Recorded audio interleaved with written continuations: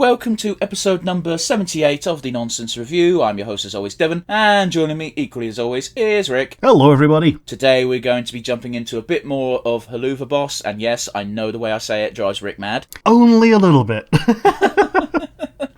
But yes, before we can get into that, fans and lovers of the podcast, we don't have any lovers of the podcast, probably know already, but for those of you who are new, just let us explain. Before we jump into the review, what we like to do is we like to briefly touch upon what we've done during the week, as well as stories in the wide world. Today's a bit different in that we've got technically 2 weeks to cover, but we're also very sedentary people, and therefore probably doesn't affect us that much. So with that in mind, Rick, how have your weeks been, buddy? Well, on a personal note, I've done very little, apart from the fact that I've finally gotten my folks up to Hexside in watching the Owl House with them, and yeah, I can now say with certainty that it's very definitely a show that you can watch with family, like as if we didn't know that already. I really want to see what their reaction is to Grum Night. Yeah.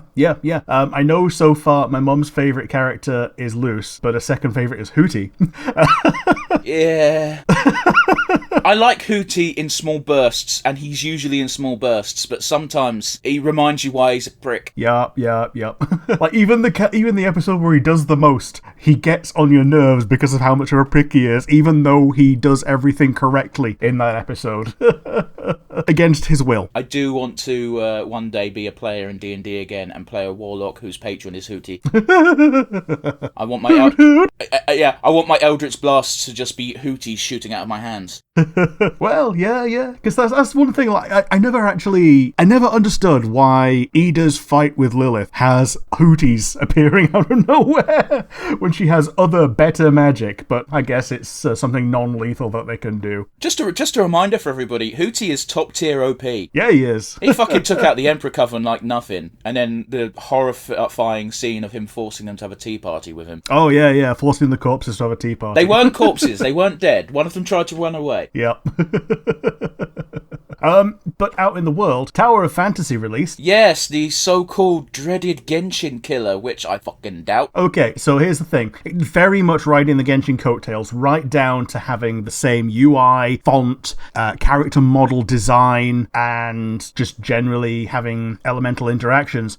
Where it differs is instead of rolling for characters and having them in your party, you roll for weapons, and if you get one that was wielded by a character, you get a copy of that character to use as a skin. So you're always your character wielding the weapons that you've rolled for. Okay, that's definitely a distinction. Yeah, and as far as I'm aware, you've got a roster of 3 at once rather than a party of 4. So you're always going to have gaps in your lineup as well. Obviously, you do in Genshin as well, but it's less glaring when you've got more than half of the element table. I mean, I got a review in Genshin when I played. It was just Yanfei Go Brew. Yeah. Yeah, you just have like a couple of go-to elemental reactions, usually helped on by the fact that some of them happen in the world as well. Like, if you can't find fire in the world, you're not looking hard enough half the time. Or it's raining. But I've played it for a little bit. The fact that you get a jetpack and a cyberbike are both positive things for me. I think they're both cool. And this is ahead of Genshin's actual Space Genshin, which is Honkai Star Rail. Didn't that already exist, or am I mad? You can sign up for the beta. Honkai Impact is already out. Right, the names are so similar, man.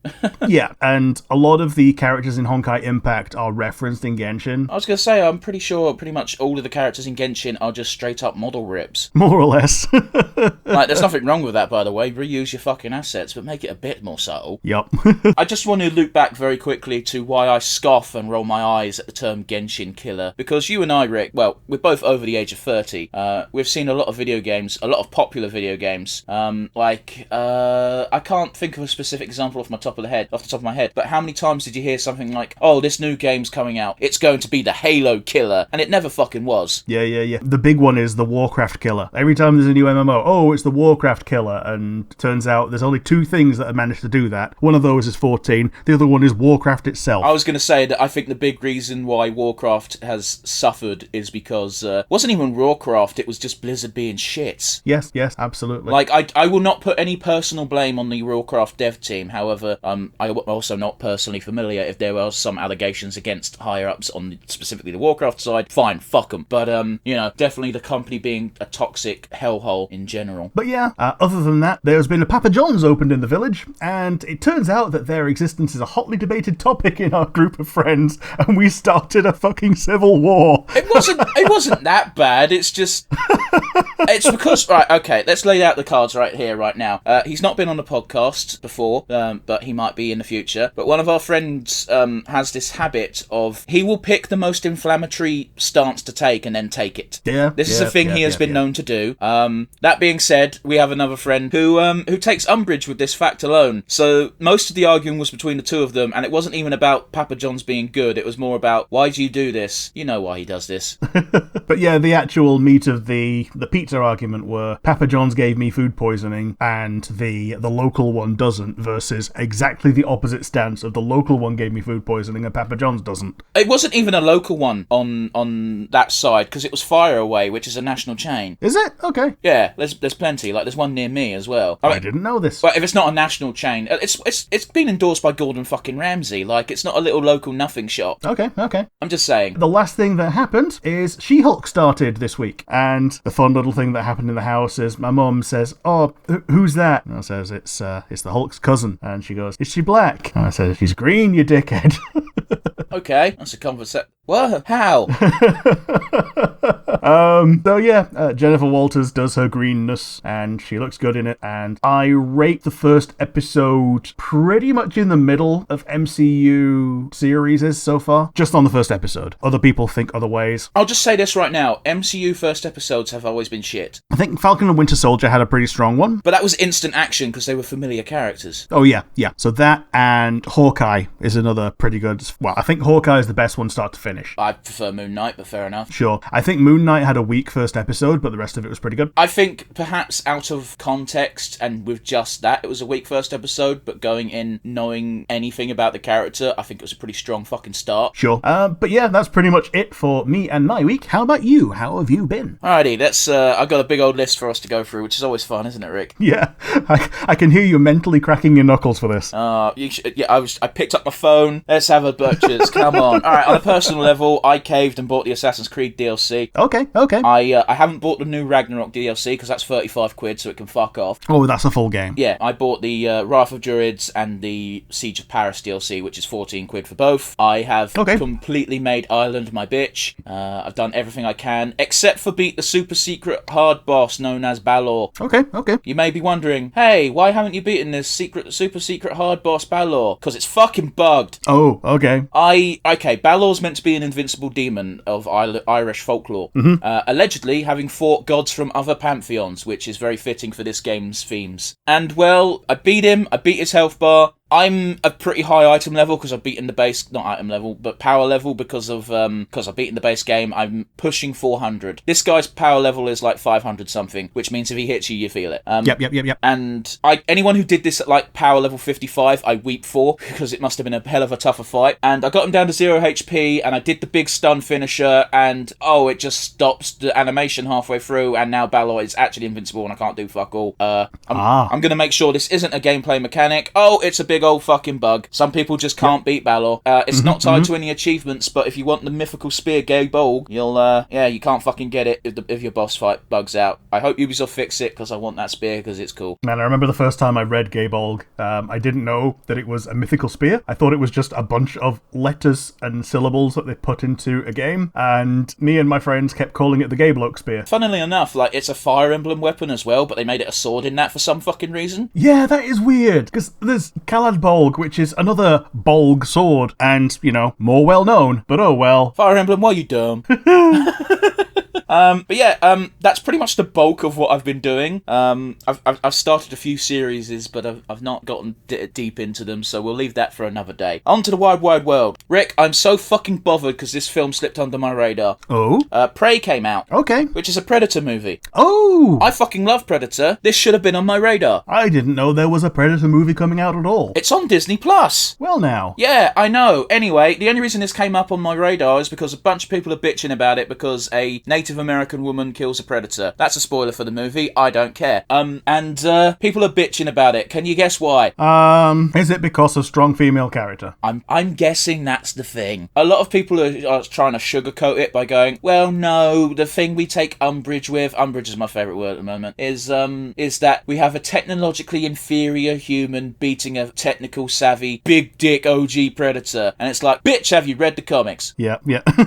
And you didn't seem to have the problem with Arnie doing it. Well, Arnie had guns, and I think that's the big thing they have, issue with. But I remember one of my favourite comics from Predator was about 12 pages long. And it was an old as fuck African tribesman with a gnarly scar across one of his eyes, and his shield was a goddamn Predator mask. Okay. And he sees a shooting star in the sky, and he fucking suits up. He fucking grabs his spear, he grabs his fucking shield made of this Predator fucking helmet, and he just looks up at the sky and goes, fuck, not again. But it's always been a theme in the comics of, let's take legendary warrior from X time period and put it against a predator. Yeah, fair enough. It's a cool concept. I really want to watch this film, even though I know the ending and I know the plot. Fair enough. I've never seen any Predator films apart from Alien vs. Predator, which isn't really a Predator film. It really ain't. No.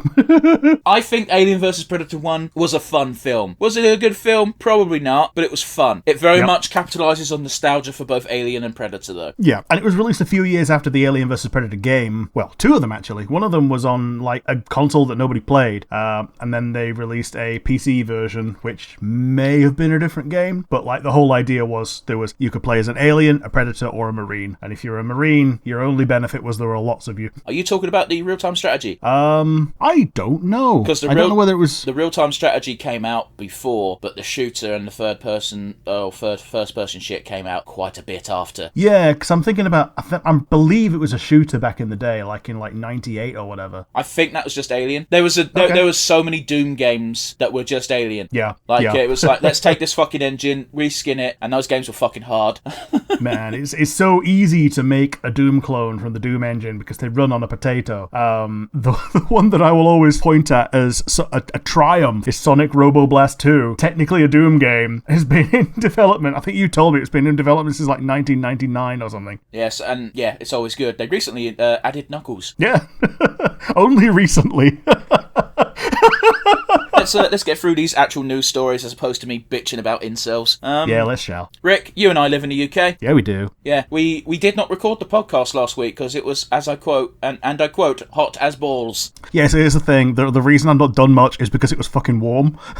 Yeah, it reached like 35 degrees on our recording day, and both Rick and I went, fuck that. Yep. Because we have to have our windows closed and our fans off, and not a fun time for anyone. Anyway, as a result of this, the UK has officially suffered from a drought. Yes. Meanwhile, I pass this cricket club on my way to work every fucking day, and their green is green as green. Yep, they are. And I want to take a fucking shit on it, because you selfish pricks want to play a fucking game. Yep, take the two dogs, and if neither of them fancy a shit, you can have your own. But, like, for real, man, how fucking selfish have you got to be? Yeah. I see the sprinklers on! Cricket clubs, golf clubs. Golf clubs are massively bitches about it because they're normally enormous. I will give the cricket club a little bit of credit in that they only watered the centre bit where the runners have to run, but still, fuck you. Right, yeah, a bit, more than a bit. And yeah, the other one that uses water around here are car washes, and all of them around here use reclaimed water rather than mains water. Oh, that's fine. Which is fine, and like if you can do that for your garden or whatever you're trying to water, great, but a lot of the time you can't because the reason it's reclaimed is because it's already washed something and it's already got some shit in it that you can't feed to plants. Well, Rick, in the case of my home, we have a water butt. A water butt? Yeah, you know what that is, don't you? I've never used one. But you know what it is? No, not really. It's basically a mini water tower in your back garden made of plastic, and it's got a massive hole in the top of it, and it fills with water when it rains, and you're meant to use that to water your garden. Okay. So you're not using any mains water, there's a little tap at the bottom of this water butt, and you just well, I don't need to explain a tap to you. Yeah. Like, that sounds really useful. I don't know why they're not a thing around the country. I think they're very common in the south. Yeah, I can guess so. Like, you can tell by having a look. Like, anybody listening right now, just look on Google Maps at Britain. Yeah, the north is still relatively green. Yeah, it's a different colour to what it was last year. Oh boy. But yeah, in slightly more depressing news, Freya the Walrus got killed. Oh, And it's all our fault. is it? Oh no. Well, climate change is the reason why it was sort of hanging around people, and then people decided, oh, there's a fucking walrus. You don't see that every day. Granted, this was in Norway, but still. And it was sort of chilling on, like, docks and shit. And a bunch of humans were pestering it, as humans do, like, taking photos and being like, And the government was like, okay, if this does not stop, this walrus is going to hurt someone, which is probably true. However, what I do not agree with is killing the creature before it does something. Yeah, preemptively killing a wild animal is not the right thing to do, I don't think. Yeah, well, essentially they were like, yeah, the risk to humans is too great, so we're going to euthanize it, and we stand by our decision, which I think is scummy. I also think, like, hey, if you... The age-old adage of fuck around and find out. I think if you go up and pester a walrus and then lose an arm or your life, that's on you. Yeah, if you get gored by something bigger than you that's, like, made of muscle, yeah, you're a fool. Like, unless it's like a small child, but at the same time, if you're a parent and you let your small child go up to a walrus, you're a fucking idiot. Yep. Game of Thrones' prequel series, House of the Dragon, is coming. Okay. I don't know if it's out yet, but fucking George R.R. Martin did his not a blog post as he likes to do. Yeah. He was like, oh, good news, everyone. I might finish one character's story out of about fucking 9 point of view characters that he's got going. Man, the worst thing is the addition of the word might. I might finish it. Yeah, it's one of those things where this post was entirely made to help promote House of the Dragon, but he decided to try and, like, trick people into thinking, nah, the book's coming, guys. And it's like, George R.R. Martin has lost all respect I ever had for him. Like, I understand why he's salty at fans, because people were not happy with how the show ended. People aren't happy with how long it's taken him to write the books. And yeah, it will get on your nerves, I have no doubt. However, bear in mind, you're in the fucking position you are in because people like your work and you're not continuing it. Anyway, I digress. Fuck you, George. I'm not watching House of the Dragon. Mostly because I refuse to pay for it. Yeah, isn't it on It's on Now TV over here, but HBO in the States. Okie dokie. I know this because Now TV sent me an email saying, hey, House of the Dragon's coming soon, why don't you resub? And I said, fuck you. In other author-related news, Salman Rushdie, what the fuck? Yes, he got the stab, didn't he? Yeah, bit of good news since this story broke out, because it's been 2 weeks, more or less, since it happened. He has since been taken off of his medical machines, in the good sense, not the bad sense. Yeah, he's no longer critical. Which is impressive, because the motherfucker's 75. Yeah. Salman Rushdie is a very weird figure in that, until this happened, I didn't know who he was, but I'd heard his name before. Yeah, I heard his name. I knew he was the one responsible for the Satanic Verses. I have never read the Satanic Verses. Oh, have you seen how that book has shot up the fucking charts? I haven't, but I can imagine. Yeah. And the motherfucker who did it pleaded not guilty despite being caught in HD. So I don't know how the fuck that trial's gonna go. Yeah, me either. It's one of those, like, when you get caught with doing a crime like that, like, your only chance to not get immediately put in prison is to say not guilty and then escape. That's not gonna happen, though. No, his face is everywhere. Right, this is fresh in, let's move on. I don't know if you've seen this video, Rick, and I don't know why it exists, but some robotic people have decided, fuck it, let's improve the snake. Yes. I don't know what the purpose is of this, I don't know the practical applications, but they've made a giant tube robot with legs, a snake crawled in it, and now the snake has legs. Yeah. I'm not doing an adequate way of describing how this machine works, but fucking look up the video of snake with robot legs. It's impressive as fuck, but I don't know why they've done it. My favourite comment on this is, why have you undone God's punishment? But for real though, what is the purpose of this? To show they can do it, I guess, but... Because they were so focused on whether they can, they never tried to think of whether or not they should. But I have seriously been watching this, I've watched it over and over again because it's fascinating, because the snake doesn't understand what the fuck's going on. That is very clear. Yeah. It's like, I'm moving, but I'm not. What the fuck? But anyway, usually the end goal of this type of thing is, how does this help humanity? And I just cannot see from any angle how this will help. Well, I guess if you put a pillow man in the mech, then that gives him arms and legs. Okay. How many people are affected by that? I think 2. And, like, no word of a lie, you mentioned the word pillow man. That is a very famous figure. That motherfucker could roll cigarettes and do all sorts of shit. So I don't know if it'd actually be that useful for them. It also depends on how much they monetize being a pillow man. You'd have to be in a third world country in order to monetize it, let's be real. Yeah, like P.T. Barnum's America in the Yeah, well, in the 1910s or case whatever. in point, that's who Pillow Man performed for. Yeah, That yeah, motherfucker totally. had like 7 kids. Yeah, yeah. Like he was perfectly functional. Yeah, he had a torso, a head, and a knob. It was essentially, I believe the exact words were, he put on, it was a show. When he was the Pillow Man, it was a show. He made it look like he couldn't do fuck all. And then here he is having 7 kids and rolling cigarettes. Yep. And also, thanks to Carl Pilkington for pointing out the Pillow Man to me. Yeah, that's fair. Yeah, what was it? He had a giant book of, well, I won't sugarcoat it, freaks. Yeah, he loves his freaks. Pillow Man, Elephant Man. I don't know how you can enjoy Elephant Man, because that dude's story is so goddamn tragic. Oh, yeah, it is. Those motherfuckers put him in a workhouse. And they were like, you are not disabled enough to not work. And it's like, what? Look at him! Yeah, like, bone causes pain, and that's not disabled enough. Did you hear the story of how he died? Because that's the most tragic. I've not heard that one, no. Right, okay. So he did have a relatively decent, and I say relatively decent because his life up until that point was abysmal, end of life care, where he was in a hospital and he didn't have to pay because the doctor did a rip round, more or less. I'm oversimplifying it. I know that's not the exact scenario. Sure. And the case of the Elephant Man was he couldn't actually sleep lying down because of his deformity. And he had to sleep sitting up. And how he died was he died of a broken neck and or asphyxiation. They could never determine which one came first, essentially. And the reason he died from that is because he tried sleeping lying down because he wanted to see what it was like. Oh. Yeah, I know, right? How fucked. That's real sad. Yeah. Like, my initial assumption would have been that, like, one of his bone deformities, like, pierced his heart or lung or something, but that's even worse. Yeah, like, and again, okay, that is just a theory, by the way, but the doctor can't think of any other reason why he would try lying down to sleep. Because he knew he couldn't.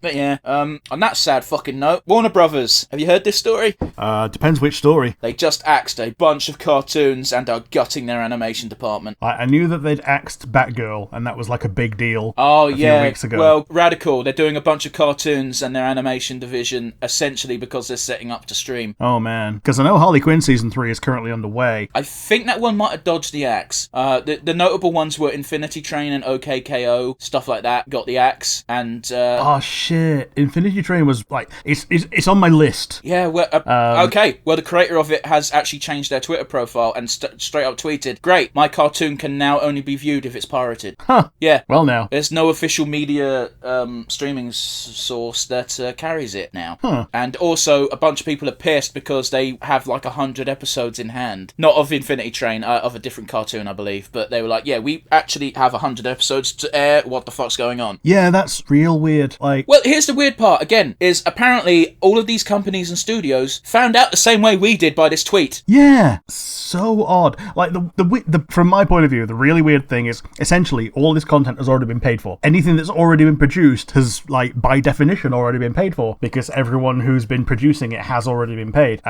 It's just so mystifying that they're essentially leaving money on the table by choosing to discard it. Well, okay, I get what you're saying, but I think you're technically correct. However, you do have to pay on server end and whatnot to run a streaming site, and I guess they're looking at this content and going, no one's going to want to stream this, so fuck it. Yeah. Which is incorrect. There's plenty of people who will stream it. Oh, totally. Us, for instance.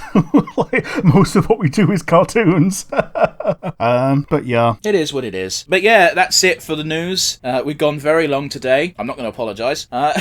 So yeah, today we're doing more Helluva Boss, and yeah, it's very interesting how the turns have tabled, eh? Yeah, I've managed to avoid this episode until now. I probably would have watched it between you suggesting it and now if you hadn't have suggested saving it for today. So yeah, if you want to watch along with us at home, it's Helluva Boss, The Circus, Season 2, Episode 1. 3, 2, 1, and go.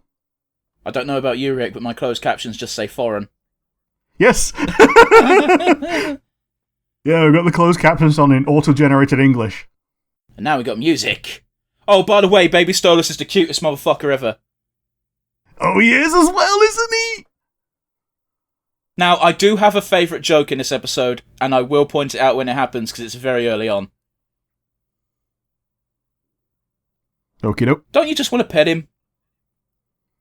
Yeah, you do. Oh, look at his eyes! Yeah.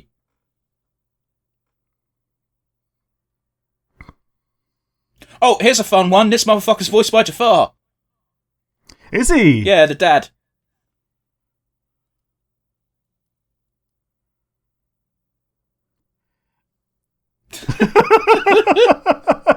Just casual swearing around children makes me laugh.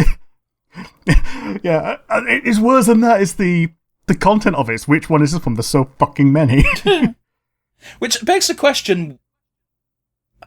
You haven't seen that bit, so I'm going to shut up. I'm aware that the brother is part of this season.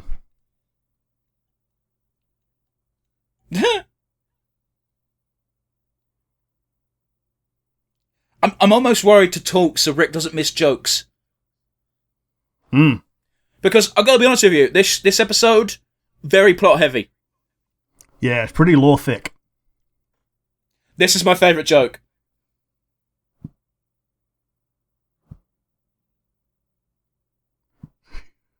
Ooh.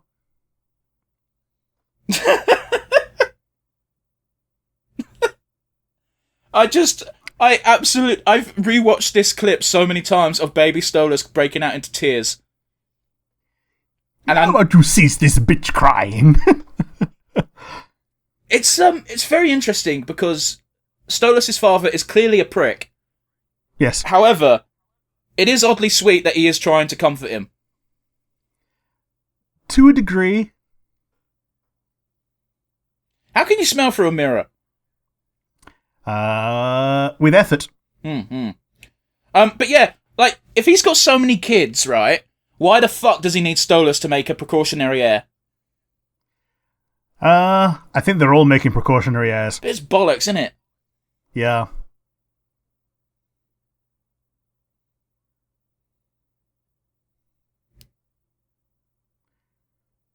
Oh, I love how you can't have swears in the subtitles.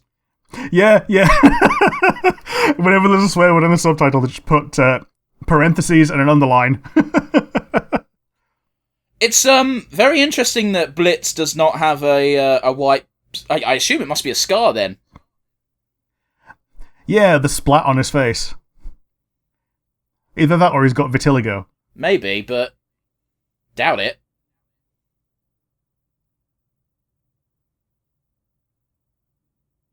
Listen, I ain't gonna lie, a horse is not the hardest one to make. It's not. Although, the easiest one to make is a snake. One of my favourite jokes on some cartoon I watched was, hey little boy, what balloon animal do you want? It's like, I want a pony, you're getting a sword. That said, there was once a balloon animal artist that came to a Chili's that I was having some food at one point. And someone decided, okay, be a little bit of a joker and say, oh, I'll make a snake. So he made a massive fucking cobra with like the flared out ears, for want of a better term. Man, my mind is truly broken, because when I hear the word flared, my brain does not go to cobra. Oh, no, it goes to horsecock. It's fine. It is not fine. I mean, they exist. Now, you see, he doesn't need to do this. Yeah. It's still fucked up, but, you know. It's fucked up, but it's kind of in a, it's kind of sweet in a way, you know?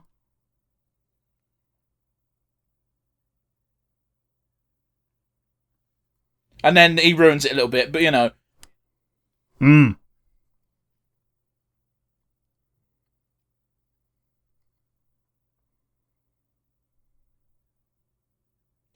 Interesting to note that the O isn't silent yet. Yeah.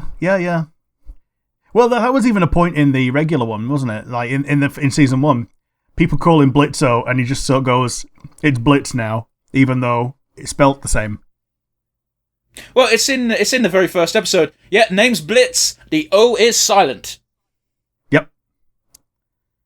I am dead curious to see in future episodes what the fuck schism happened between these two.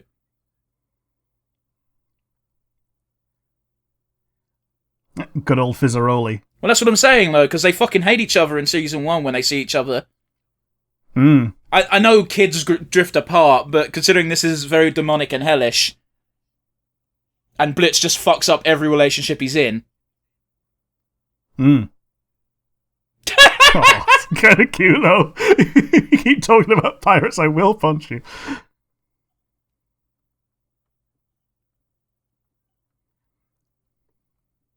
Dude, even Little Fizz is cute.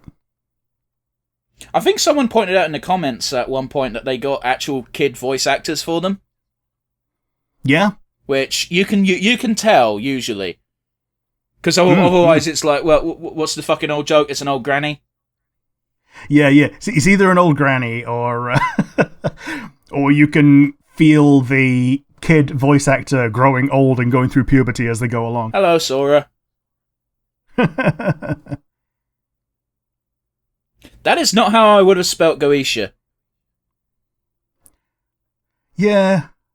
Man, sorry, just a bit of a note here.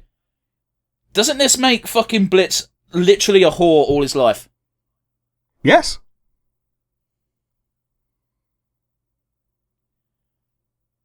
Man, his dad's a piece of shit.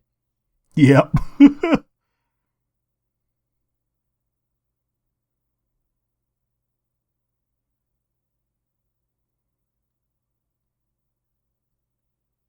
Wow, that the implication is sinister.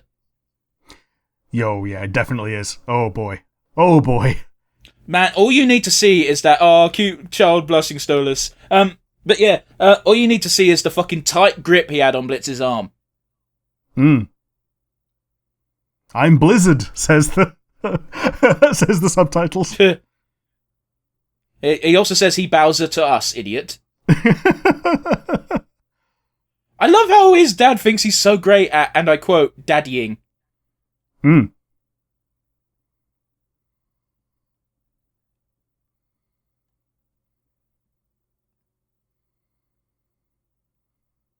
Aww. I do just want to give baby Stolas a hug, because he fucking needs one. Like, you can see kind of the moment where baby Stolas is falling in love. Yeah, it's moment one when he blushes. Yeah. Man, fuck, I've just realised. Literally the entire... Even when they were kids and first met, Blitz has just been fucking using this rich prick.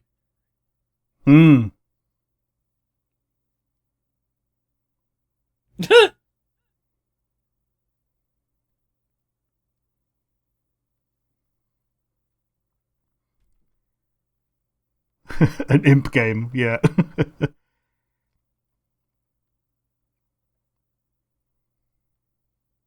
Oh, I love the fucking play on the fucking usual theme. Yeah. I also love how Stolas is struggling to keep up.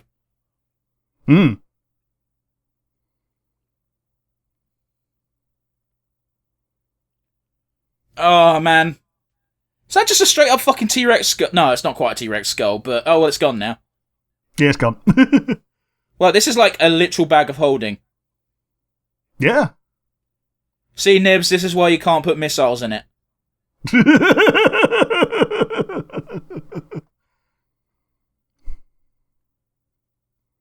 Go, steal the chandelier. It's larger than the bag.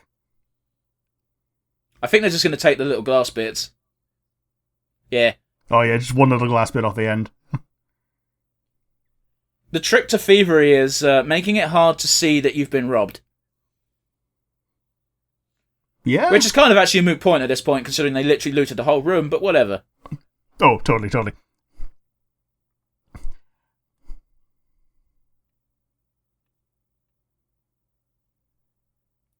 Man, is it not kind of magical how good of a father both Blitz and Stolas ends up being? Yeah, it's one of those where becoming a good person, in spite of your upbringing... Blitz is not a good person. Oh, no. But good at the one thing that was shitty to you in your upbringing. Like, it's not only a a trope that I enjoy seeing in fiction. It's also something that I've seen happen in real life as well. My ideal end scenario for these two characters is Blitz fucking realizes he's a toxic shit when it comes to, intimate relationships. Has a bit of a change so that he's not a complete and utter arsehole to Stolas. And then the pair become the best ever gay dads to Luna and Octavia. Because come to think of it, Octavia and Luna have very similar personalities. Yeah. Like, Luna being a big sister is actually a pretty good endgame for her. Mm-hmm. Like, because she doesn't really have any responsibilities at all. And actually having someone to take under her proverbial wing, even though she's not the one with wings, is actually a pretty good character arc. Sure.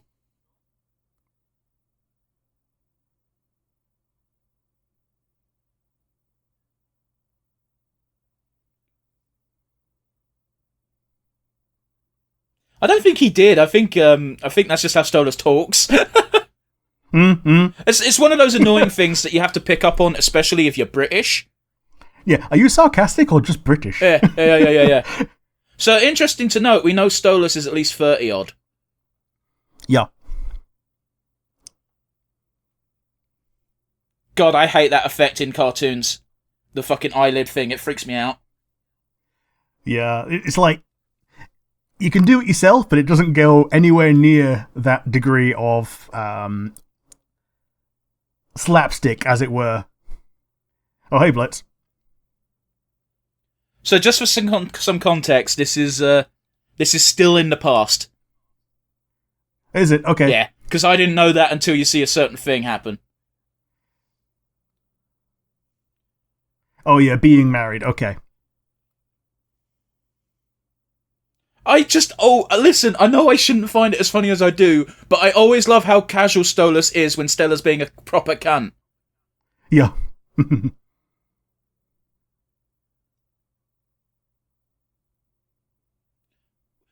And she clearly fucking does that to piss him off by not saying his name properly. Yeah, Stolas. I love that Stolas fucking still dressed up for his wife's party, even though he clearly doesn't give a shit. Hmm.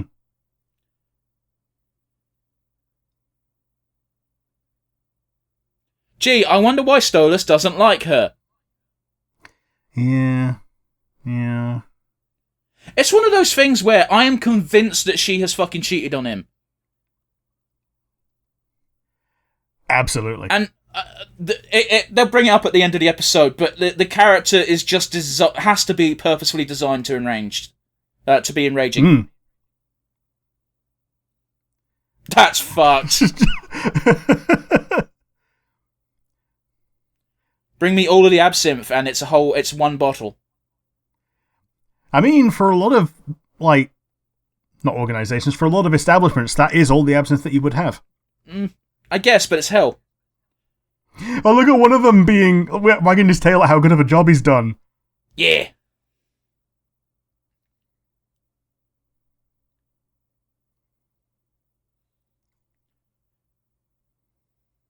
Oh, the Rottweiler's like, man, I wanted to play with him like a toy. Chew toy. Mm. So he's already got his scar/vitiligo or whatever happened to him. It has to be a scar, right?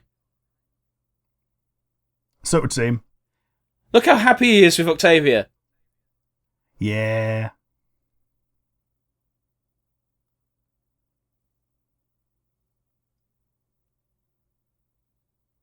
Now, it actually adds a bit of context to this entire thing happening, because he's already clearly shit-faced. Hmm.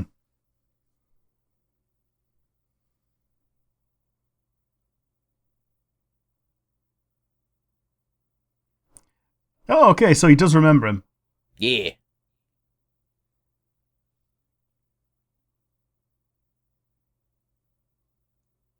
He's very good at being sultry, isn't he? Hmm.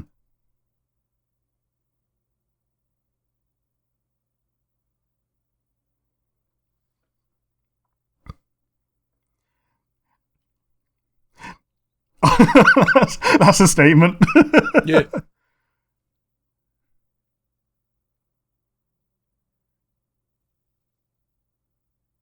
No,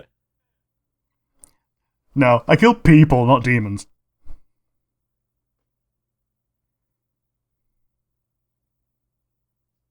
Oh, Stoller started something he wasn't ready for, bless. Yeah. I think everybody has had at least one experience, like, not quite this extreme, but where they've been, like, playfully, like, saying words, and then they weren't expecting the playfulness back, and they're like, oh, shit, I did not plan for this. It's where Doki flirt, and then the next panel is panic.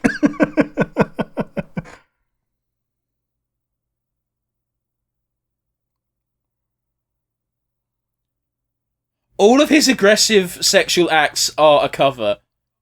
Hmm.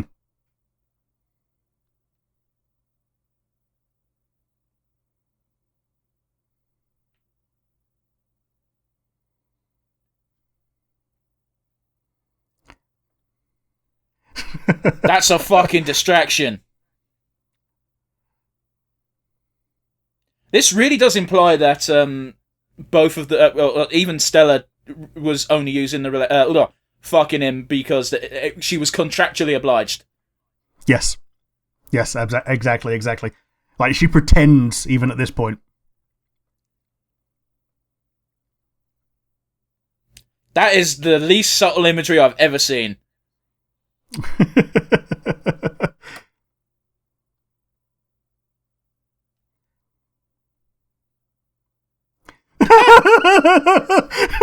Trying to neck snap him, but he can't because he's an owl. That was a cheer fucking worthy of Bison. Yeah. Yes! Yes!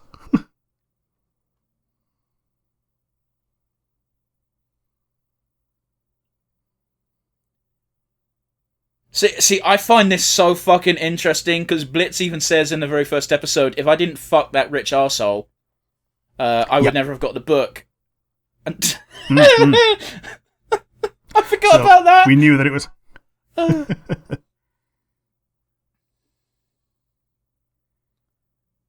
I think this is the first time Stolas has ever done anything against Stella's wishes. Yep. I also do like the idea that his top eyes are always open. It's a bit unnerving, but I get you. So even when his bottom eyes are... oh no, they close there. But like when he...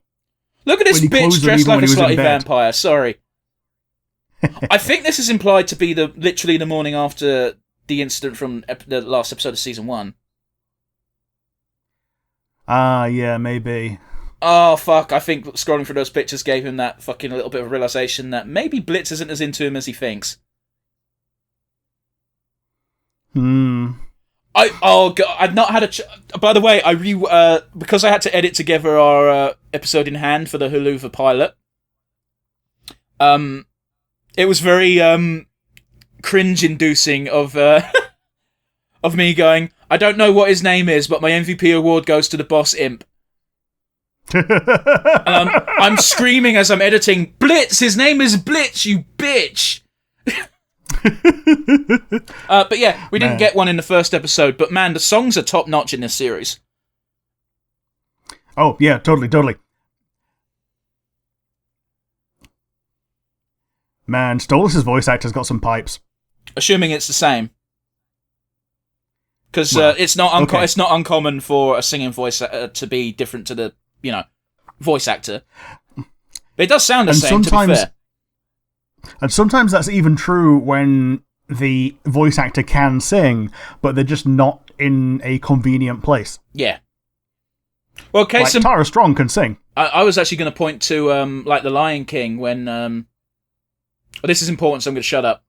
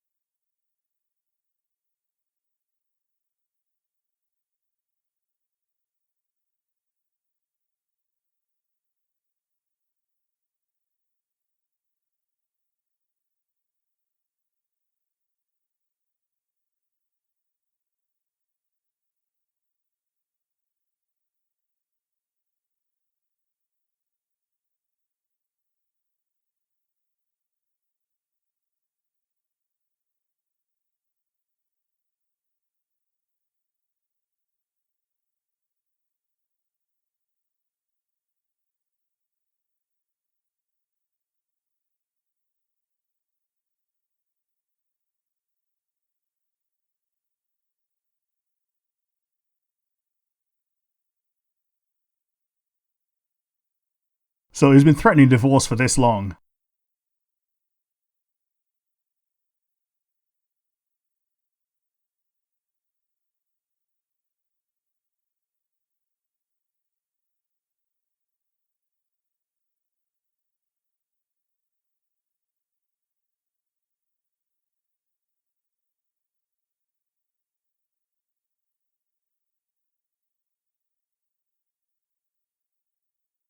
Man, is she even more of a heel in this episode than the one where she literally hired the sniper? Well, I generally felt like talking over any of that would have been a huge disservice.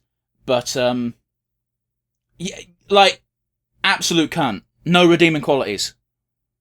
Yeah, like, I think the only redeeming quality she has is a freaking good design. It's not enough. Here's the thing.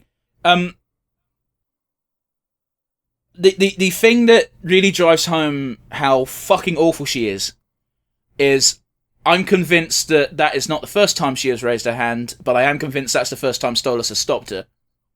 Yes. And if that's in the body language. If that's not too real for people, congratulations, you've had a very bliss-filled life. Yeah.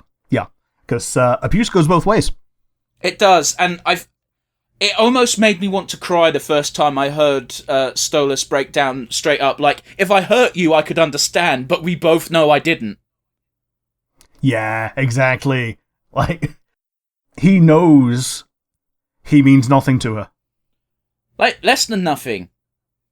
Yeah. Like, the only reason... Stella even said it herself. The only reason she's still around is because she enjoys seeing Stolas writhe in pain. Like, fuck, we saw it from the very first image when she was a child. She was gleefully... It was unclear if it was demons or just toys. I've paused the image and it's still unclear. But she is a fucking sadist. Yeah, totally. Which is kind of weird, because when you think about it, sexually speaking, these two are probably perfect for each other if they indulged. But she takes it too far. And yeah. I don't think anyone can cheer spousal abuse. No. I think the closest thing you can get is cheering when it goes the other way for once, and even then, you shouldn't be cheering for it. It's very interesting, because we see more and more cartoons tackle it these days of the woman abusing the man, because, let's be real, even in real life, 9 times out of 10, it's the other way around.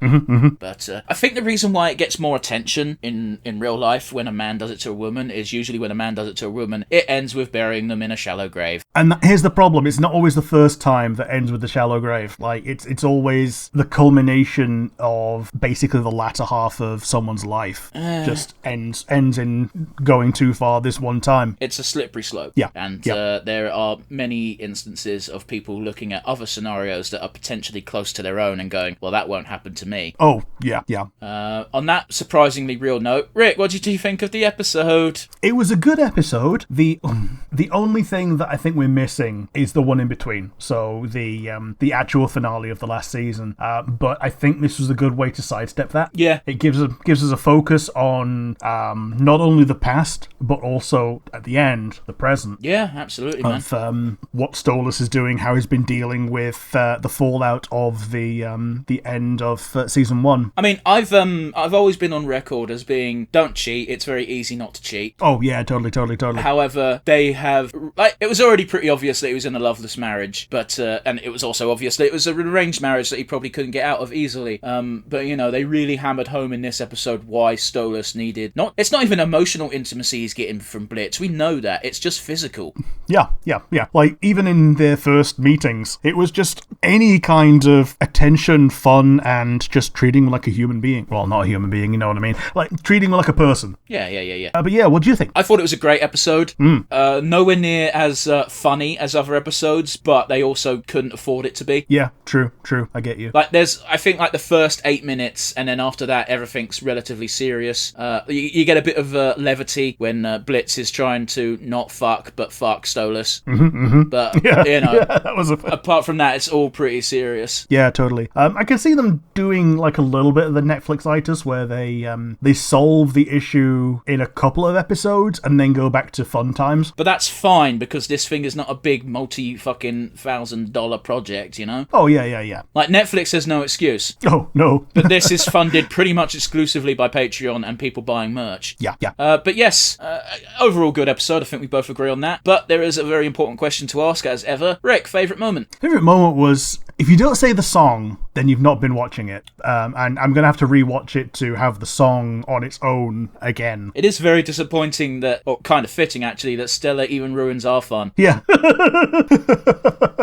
But yeah, how about you? What was your favourite moment? Yeah, I'm going to disagree, because I even said it in the episode. I've rewatched it so many times, and that is Kid Stolas bursting into tears at the sight of Kid Stella. Yeah. I know I shouldn't laugh at a child crying, but it is so goddamn funny. Yeah, I think the funniest part of that interaction is that they couldn't even find a single picture of Stella to show where she wasn't being a violent bitch. It also helps that Papa Paimon, I think it's meant to be Paimon. Yeah, I think it is Paimon, yeah. Ceases with, "Oh, that is a disgusting noise. Cease this bitch crying."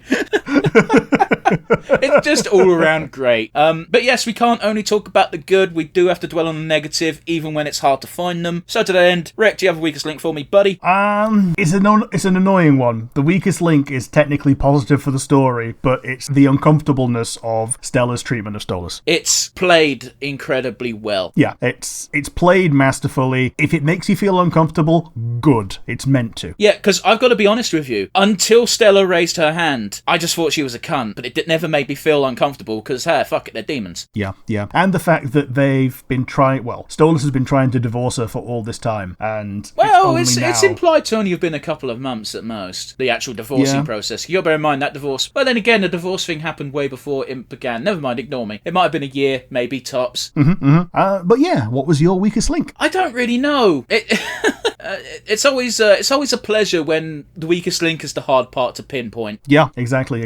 I think you hit the nail on the head a bit. Look, the weakest link is something that couldn't be avoided, and that is we never got an official part 2 to the finale of the last season. However, this is a good substitute. Yeah, it's a good sidestep. Like, we might be able to deal with the fallout properly in the series proper going forward, and having the time off and not knowing the immediate happenings thereafter is actually kind of fitting, you know what I mean? Absolutely, and I'm hoping that Vizzy Pop has done a bit of a sneaky on us, and you know how Has Been Hotel was meant to be the continuative plot, and this was meant to be individual episodes, and you can watch them in any order and not give a fuck? Yeah. It would be very nice if they're doing a sneaky transition so that Helluva Boss is also going to be plot going forward. Yeah, so it would seem. Like, it definitely seems this way. Yeah, absolutely. But there is one final question to ask, and I gotta be honest with you, it's slim pickings, and I'm pretty sure we're going to pick the same character, but nonetheless, I shall ask. Rick, MVP. It's gotta be Stolas. Like, he was my favourite moment.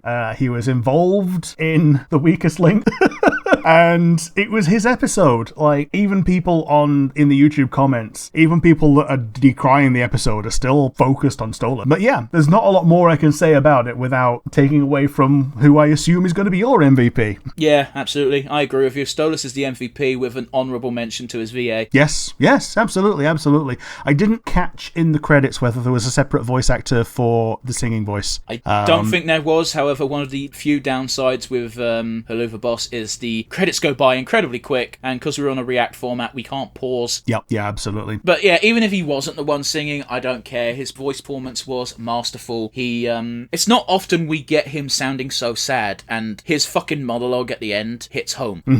But yeah, I can sing the praises of Helluva Boss all day, every day, and I probably will, but we do need to end this podcast. So, if you're watching on YouTube, we have a comment section down below. Please leave us a comment. Let us know what you thought of the episode. Hell, give us some suggestions for future episodes. We are listening. However, no one ever seems to, so fuck it, I guess. Anyway, on that pleasant note, we do realise we're not only on YouTube, we do also have our audio version of the show. If you're listening via that, we do have an email. What is said email, Rick? nonsensereviewuk@gmail.com. Once again, that is nonsensereviewuk@gmail.com. Absolutely. And yeah, join us again next week, guys, for more Nonsense Review. Bye-bye. Bye!